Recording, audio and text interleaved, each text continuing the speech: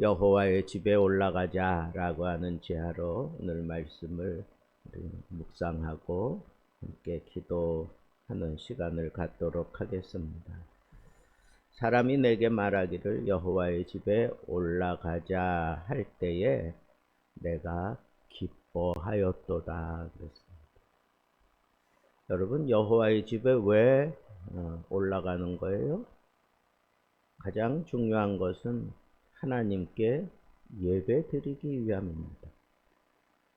그런데 그 여호와의 집에 올라가자 하는 그 소리를 들었을 때 기뻐했다 그랬어요. 내가 기뻐했다. 다윗은 성전으로 향하는 발걸음을 이렇게 기쁨으로 옮겼던 겁니다. 예배가 기쁨인가 의무인가 한번 자기를 돌아보기를 바랍니다. 많은 사람들이 주일 아침에 예배드리러 나오면서 이렇게 얘기하는 사람도 있습니다. 교회 또 가야 하나? 그래서 억지로 나오는 사람들도 있고 그게 부담이 되면 아예 빠져버립니다. 그런데 진정한 믿음의 사람은 예배 가자, 예배 드리러 가자 하는 그 얘기만 듣고도 막 그냥 가슴이 쿵쾅거렸다 하는 거예요. 여러분, 월드컵 우리나라에서 뭐 엄청나게 그냥 사람들이 동원되면서 이 경기가 진행되었던 걸 우리가 잘 압니다. 도대체 사람들이 뭐 때문에 저렇게 난리 법석을 떠나? 사람들이 그냥 모든 걸 다 내려놓고 모이기 시작했어요. 시청 앞이고 회사에서도 심지어는 교회에서 예배 마치고 아예 그걸 대대적으로 틀어주는 교회도 있고 그랬었습니다. 왜 그랬을까요? 왜 사람들이 그렇게 몰려들었을까요? 거기에는 열정과 그리고 환호성이 있었고 기쁨이 있었습니다. 마찬가지로 우리가 하나님 앞에 예배 드리는 그 성전에는 이런 생명의 기쁨이 있어야 돼요. 열정이 있어야 되고 환호성이 있어야 되고 기쁨이 있어야 되고 막 열광하면서도 그냥 그 예배에 그 자리에 내가 참여했다고 하는 것 때문에 그냥 어쩔 줄 몰라 하는 그런 기쁨이 그런 반응이 좀 있어야 되는데 오늘날 예배 드리러 오는 사람들의 마음에 전혀 기쁨이 없는 것 같아요. 그게 무슨 예배입니까?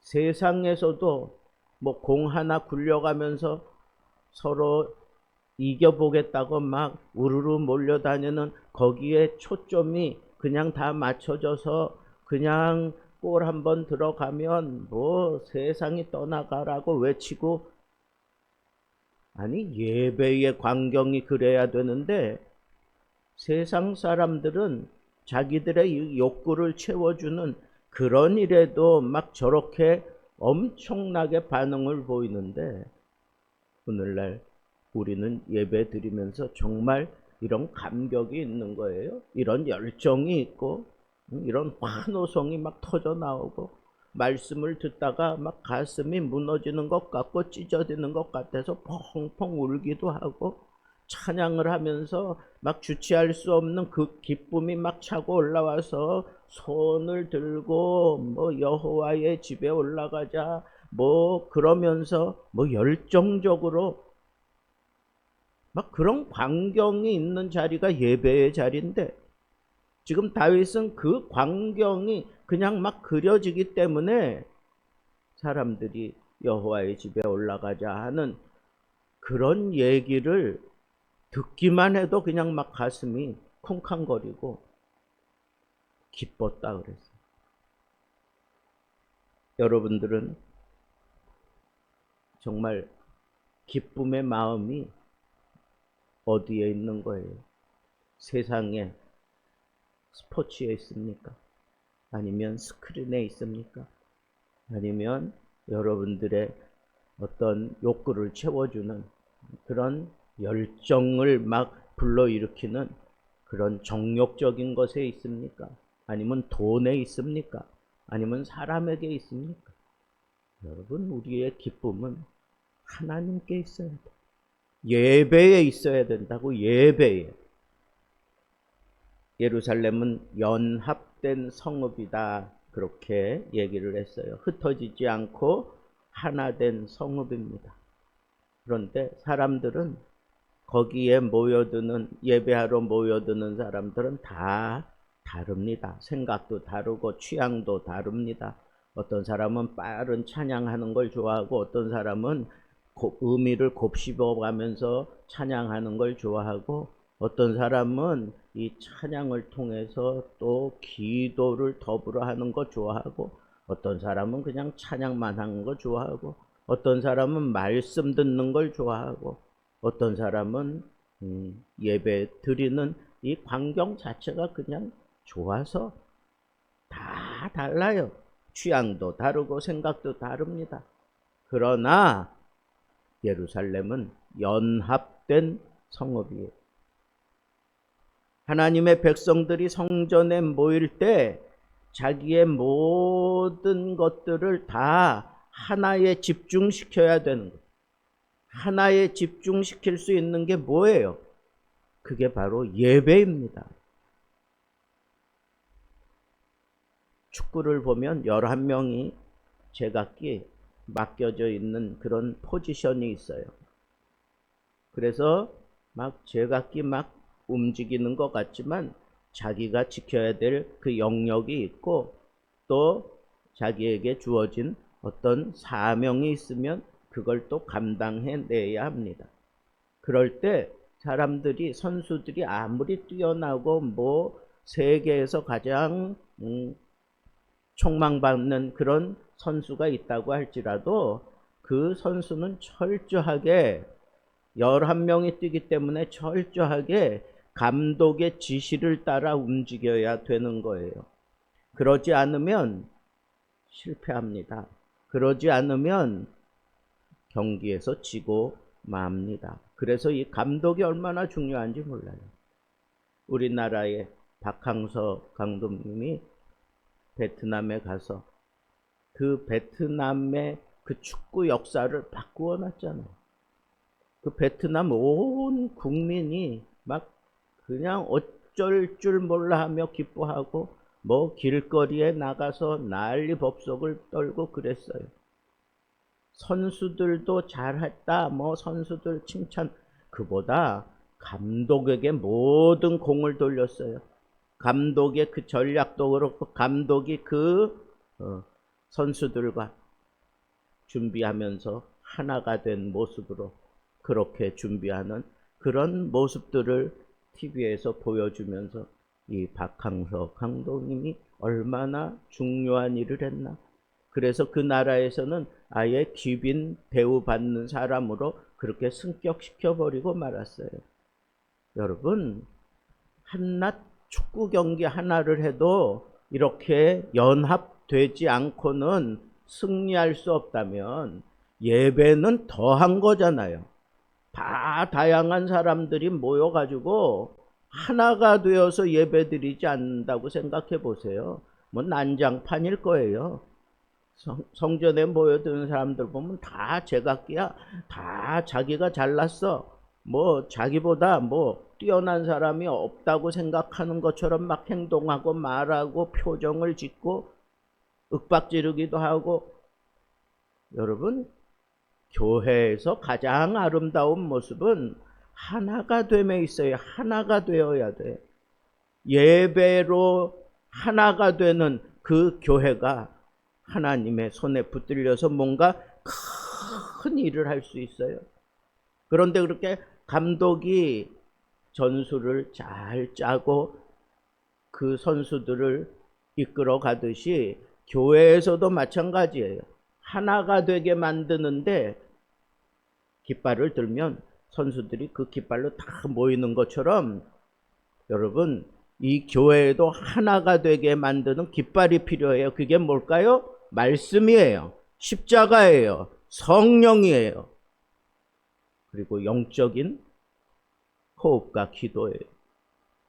이런 것들로 우리가 하나가 되어 모이고, 그리고 전적으로 하나된 마음으로 하나님 앞에 예배를 드리면 하나님은 반드시 그 예배를 통해서 응답하십니다. 천지가 개벽할 정도로 하나님이 응답하셔요. 그 예배는 하나님의 호흡이 살아있는 현장이기 때문에 예배 드릴 때에 우리가 하나가 돼요. 다른 쪽으로 이 모든 생각들이 흐트러지지 않도록 하나가 되게 하려고 하는, 그래서 봉사하는 사람이 필요하고, 그래서 헌신하는 사람이 필요하고, 그래서 앞에서 자기 달란트를 그렇게 펼치면서 하나가 되게 만든, 하나님의 영광을 위하여 예배하고 하나님의 영광을 우리 삶 속에 그대로 실현하기 위해서 희생하고 십자가 붙들고 나는 죽어지고 오로지 하나님만 드러나게 그렇게 사역하는 게, 그게 바로 연합된 예배의 모습입니다. 저는 오늘 말씀을 통해서 가장 크게 도전받았던 것은 예루살렘을 위하여 평안을 구하라. 심지어는 예루살렘을 사랑하라. 다윗은 예루살렘 그 중심에 있는 성전을 위해서 기도한다, 그런 얘기예요. 교회를 사랑하는 자에게 하나님께서 복을 주시는 거예요. 근데 그 중심에 교회가 있는 사람하고 그냥 교회는 그냥 어느 한 자리에, 내 마음의 한 자리에 있는 거하고는 다르다는 거예요. 오늘날 많은 사람들이 교회를 욕하기도 합니다. 교회가 왜 이래? 그러나 욕하는 사람에게 복음 임하지 않습니다. 교회를 위해 눈물을 흘리며 기도하는 자에게 언제나 하나님께서 복을 주셨습니다. 가정이 무너졌습니까? 교회를 위해서 먼저 기도하십시오. 교회가 살아야 가정도 사는 거예요. 나라가 흔들리고 있습니다. 교회를 위해서 기도하십시오. 교회가 바로 서야 나라도 바로 서는 겁니다. 내 인생이 무너졌습니까? 길이 막혔습니까? 교회를 위하여 기도하십시오. 교회를 사랑하십시오. 교회의 평안을 구하십시오. 그러면 하나님께서 내 인생도 평안하게, 그리고 응답이 있는 그런 하나님의 배려가 반드시 주어지는 겁니다. 바로 그 얘기하고 싶은 거예요. 여러분들 마음속에 정말 교회를 사랑하는 마음이 있고, 교회를 위하여 평안하도록, 교회가 좀 힘들어지고 교회가 조금 어려워지는 것 같다 그러면 교회를 위해서 기도해야 돼. 그게 순서예요. 제가 어느 교회에 담임 목사로 갔을 때 장로님이 그런 얘기를 저한테 해요. 목사님, 이 조그만 교회에 오셔서 너무 감사드린다.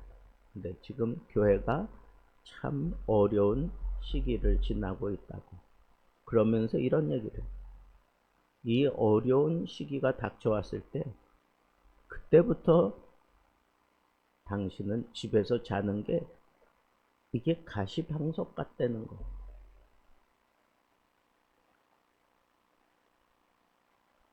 교회가 평안해야 가정도 평안하고, 교회가 막 평안하고 기뻐져야 그제야 밥술을 뜨려고 하는 그런 중심이 있는 사람을 하나님은 정말 사랑하셔요. 역사적으로도 나라가 위기에 처했을 때 교회가 기도를 하기 위해서 엎드리면 하나님이 그 상황을 바꾸어 놓았습니다. 한국 전쟁 때 폐해가 된 땅에서 교회는 기도의 불을 지피기 시작했습니다. 그 기도의 불길을 타고 이 나라가 새로워지기 시작했어요. 그 기도가 산꼭대기에서, 그 기도가 백사장에서, 그 기도가 전국 방방곡곡에 사람들을 불러 모으고 하나님의 영광을 드러내는 예배가, 부흥회가, 저도 어릴 적에 그런 예배가 있다 그러면, 어떤 목사님이 부흥회를 한다 그러면 만사 제껴놓고 거기가 산이든 뭐 한강 백사장이든 아니면 다른 교회든 거기 막 그냥 쫓아다녔어요. 사람들, 저는 그때 학생이었는데 뭐 어른들 그 틈바구니 속에 들어가서 그 말씀 들으려고 막 쫓아다녔어요. 막 그런 열정이 있을 때, 그게 바로 교회를 사랑하는, 하나님을 사랑하는 그 중심이 모든 사람들을 하나로 묶어냈던 겁니다. 오늘날 이 한국의 진정한 위기는 뭘까요? 예수 믿는 사람들 마음속에, 예배 드리려고 하는 그 사람들 마음속에 이와 같은 사랑함이, 평안을 구하는 모습이, 예배 중심, 교회 중심의 그 신앙이 약화되고 무너졌기 때문에 이 나라가 힘들고 어려워지는 거예요. 사랑하는 성도 여러분, 오늘 우리는 이렇게 도전을 받았습니다. 여호와의 집에 올라가자. 예배를 기뻐하는 자에게 하나님이 은혜 주십니다. 그리고 그 예배가 십자가로, 예수로, 성령으로 연합되어져 있어야 할 때 하나님께서 우리들을 사용해 주시기를 바라고 엎드리세요. 그리고 내 모든 삶의 중심이 예배 중심, 교회 중심으로 그렇게 다져져야 합니다. 사람들이 이런 모습으로 믿음 생활할 수 있도록 그렇게 유도하고 그렇게 이끌어갈 수 있는 그 사람이 진정한 영적인 리더입니다. 그럴 때 하나님께서는 그 교회에 복을 주십니다. 그 교회에 속한 모든 가정에 복을 주십니다. 그 가정에서 경영하는 그 모든 기업에 복을 주시고, 각 개인들이 이 모양 저 모양 얽히고 설켜 있는 그런 모든 문제들 하나님께서 남기지 않고 깨끗하게 다 정리하시며 평안하게 하실 것입니다. 그 놀라운 비밀을 여러분 오늘 이 말씀 속에서 붙들고, 여러분 모두가 예배를 기뻐하고 교회를 사랑하며 교회를 위해 기도하는 성도가 되기를 축복합니다. 그리하여 하나님께서 여러분들의 가정에 평강을 주시고 일터에 형통을 주시고 나라와 민족을 살리는 예배자가 되기를 우리 주님의 이름으로 축복합니다.